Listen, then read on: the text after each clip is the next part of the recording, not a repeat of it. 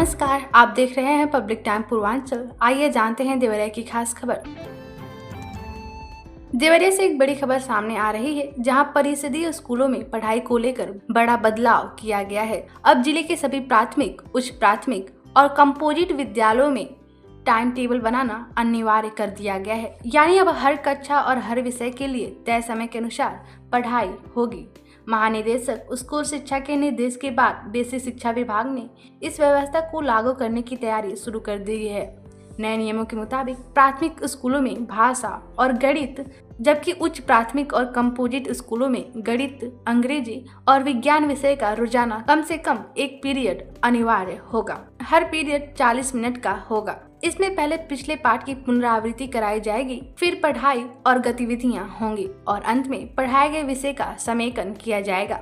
मध्याह्न भोजन के लिए 30 मिनट का समय तय किया गया है, ताकि बच्चों को व्यवस्थित तरीके से भोजन कराया जा सके। साथ ही अकादमिक कैलेंडर के अनुसार हर महीने पाठ्यक्रम पूरा करना भी जरूरी होगा। खास बात यह है कि कक्षा 6 से 8 तक के छात्रों को अब सप्ताह में एक पीरियड खान एकेडमी के डिजिटल माध्यम से पढ़ाया जाएगा। स्कूल में टाइम टेबल को नोटिस बोर्ड पर चस्पा करना भी अनिवार्य होगा, ताकि अभिभावकों और अधिकारियों को पूरा जानकारी मिल सके। कुल मिलाकर शिक्षा व्यवस्था को बेहतर और अनुशासित बनाने की दिशा में यह एक बड़ा कदम माना जा रहा है। देवरिया से एक दिलचस्प और प्रेरणादायक खबर सामने आई है, जहां ग्रामीणों की एकता ने असंभव को संभव कर दिखाया।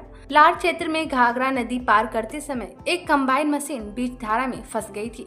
दलदली जमीन और ज्यादा जलस्तर के कारण मशीन 2 दिनों तक नदी में धंसी रही और बाहर निकालना मुश्किल हो गया। बताया जा रहा है कि यह कंबाइन चुरिया नदौली से महाल मंजरिया गेहूं की कटाई के लिए जा रही थी, तभी नदी के बीच में फंस गई। चालक के प्रयास भी नाकाम रहे, जिसके बाद आसपास के गांव के लोग मदद के लिए जुटने लगे। शुक्रवार को ग्रामीणों ने एकजुट होकर करीब 10 ट्रैक्टरों की व्यवस्था की। लोहे की जंजीरों और मोटी रस्सियों से कंबाइन को बांधा गया और सभी ट्रैक्टरों ने एक साथ खींचने की कोशिश की। करीब 3 घंटे की कड़ी मशक्कत के बाद आखिरकार कंबाइन को सुरक्षित बाहर निकाल लिया गया। जैसे ही मशीन बाहर आई, वहां मौजूद लोगों ने सरयू मैया के जयकारी लगाए और खुशी जाहिर की। इसके बाद दोनों कंबाइन मशीनें नदी पार कर अपने गंतव्य तक पहुंच गई और गेहूं की कटाई का काम शुरू कर दिया गया। यह पूरी घटना इस बात का उदाहरण है कि जब लोग एकजुट होते हैं तो बड़ी से बड़ी मुश्किल भी आसान हो जाती है। देवरिया के बरत से एक बड़ी प्रशासनिक कार्रवाई की खबर सामने आई है, जहां सड़क निर्माण विवाद में हुई मौत के मामले में एसडीएम को निलंबित कर दिया गया है। नजुल और नाली की जमीन पर सड़क निर्माण को लेकर विवाद हुआ था। इस दौरान धक्का मुक्की में एक व्यक्ति की मौत हो गई, जिसके बाद मामला तूल पकड़ लिया। इस घटना की गंभीरता को देखते हुए शासन ने सख्त रुख अपनाया। उप जिलाधिकारी बरहज विपिन कुमार द्विवेदी को प्रथम दृष्टया दोषी मानते हुए तत्काल प्रभाव से निलंबित कर दिया गया। बताया जा रहा है कि इस मामले की प्रारंभिक जांच गोरखपुर मंडलायुक्त के निर्देशन में गठित एक त्रिसदस्यीय समिति ने की थी। इस समिति में प्रशासनिक और पुलिस के वरिष्ठ अधिकारी शामिल थे। जांच रिपोर्ट और आयुक्त की संस्तुति के आधार पर यह कार्रवाई की गई है। निलंबन के दौरान एसडीएम को राजस्व परिषद लखनऊ से संबद्ध किया गया। वही मामले की विस्तृत जांच के लिए प्रयागराज मंडल के आयुक्त को जांच अधिकारी नियुक्त किया गया है। जल्द ही आरोप पत्र भी जारी किया जाएगा। नियमों के अनुसार निलंबन अवधि में उन्हें जीवन निर्वाह भत्ता मिलेगा। कुल मिलाकर यह कार्रवाई साफ संकेत देती है कि प्रशासन अब ऐसे मामलों में लापरवाही बर्दाश्त नहीं करेगा। देवरिया से एक सनसनीखेज मामला सामने आया है, जहां रेलवे ट्रैक के किनारे एक युवक का शव मिलने से इलाके में हड़कंप मच गया है। घटना गौरी बाजार थाना क्षेत्र की है, जहां भटौरी बुजुर्ग गांव के पास ग्रामीणों ने ट्रैक किनारे एक शव देखा और तुरंत पुलिस को सूचना दी। मृतक की पहचान अली नगर निवासी 28 वर्षीय दानिश सिद्दीकी के रूप में हुई है, जो पोस्ट ऑफिस में संविदा पर कार्यरत था। परिजनों के अनुसार दानिश दोपहर करीब 1:30 बजे घर से निकला था, लेकिन कुछ ही घंटों बाद उसकी मौत की खबर आ गई। इस घटना के बाद परिवार में कोहराम मच गया। इस मामले को और भी संदिग्ध बनाता है एक अहम तथ्य। घटना स्थल से करीब 200 मीटर दूर दानिश की बाइक खड़ी मिली, जिससे कई सवाल खड़े हो रहे हैं। परिजनों ने हत्या का मामला बताते हुए निष्पक्ष जांच की मांग की है, जबकि पुलिस फिलहाल इसे ट्रेन की चपेट में आने से हुई मौत मान रही है। हालांकि पुलिस सभी पहलुओं को ध्यान में रखते हुए लिए जांच कर रही है और शव को पोस्टमार्टम के लिए भेज दिया गया है। अब सबकी नजर पोस्टमार्टम रिपोर्ट पर टिकी है, जिससे इस मामले में असली सच सामने आ सकेगा। फिलहाल पुलिस ने जल्द ही पूरे मामले का खुलासा करने का भरोसा दिया है।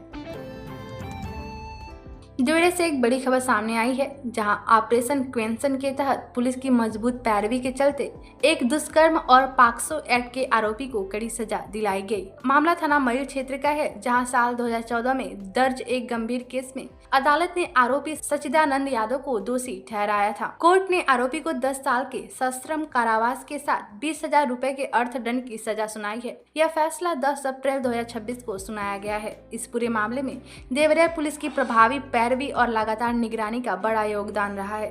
SDGC विपिन बिहारी मिश्रा, कोर्ट मुहर्रिर सोनू यादव, पैरवीकार गोविंद कुमार यादव और मॉनिटरिंग सेल प्रभारी दुर्गेश कुमार सिंह की अहम भूमिका रही। पुलिस अधिकारी का कहना है कि ऑपरेशन क्वेंसन के तहत ऐसे मामलों में तेजी से कार्रवाई कर दोषियों को सजा दिलाई जा रही है। इस कार्रवाई से साफ संदेश जाता है कि कानून के हाथ लंबे हैं और गंभीर अपराध करने वालों को किसी भी हाल में बख्शा नहीं जाएगा। वहीं इस फैसले से पीड़ित पक्ष को न्याय मिलने की उम्मीद भी मजबूत हुई है। कुल मिलाकर देवरिया पुलिस की यह सफलता कानून व्यवस्था को और मजबूत करने की दिशा में एक बड़ी कामयाबी माना जा रहा है।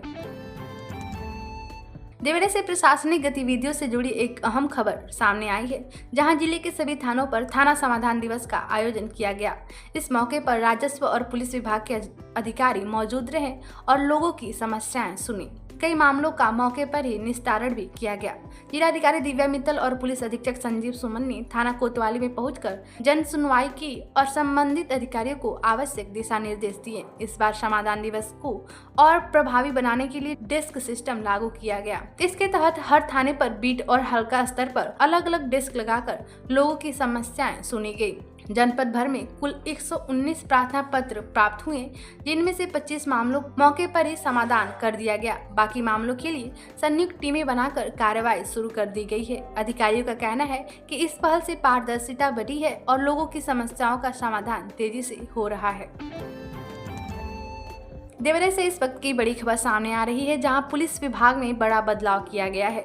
देवरिया के पुलिस अधीक्षक संजीव सुमन का तबादला कर दिया गया है। उन्हें अब पुलिस महानिदेशक मुख्यालय लखनऊ से संबद्ध किया गया है। वहीं अभिजीत आर शंकर को देवरिया का नया पुलिस अधीक्षक बनाया गया है। इस बदलाव के बाद जिले की कानून व्यवस्था को लेकर नई रणनीति देखने को मिल सकती है।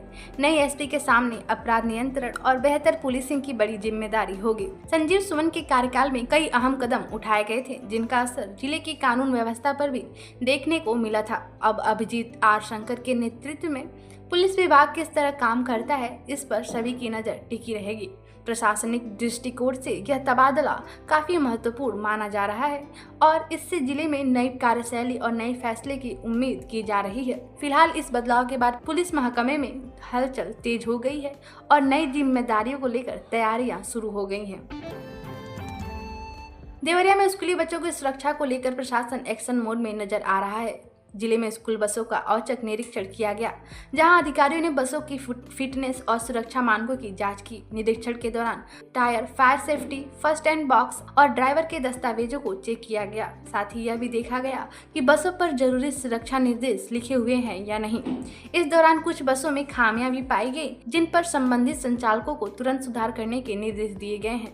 अधिकारियों ने साफ कहा है कि बच्चों की सुरक्षा के साथ किसी भी तरह की लापरवाही बर्दाश्त नहीं की जाएगी। अगर नियमों का पालन नहीं किया गया तो सख्त कार्रवाई की जाएगी।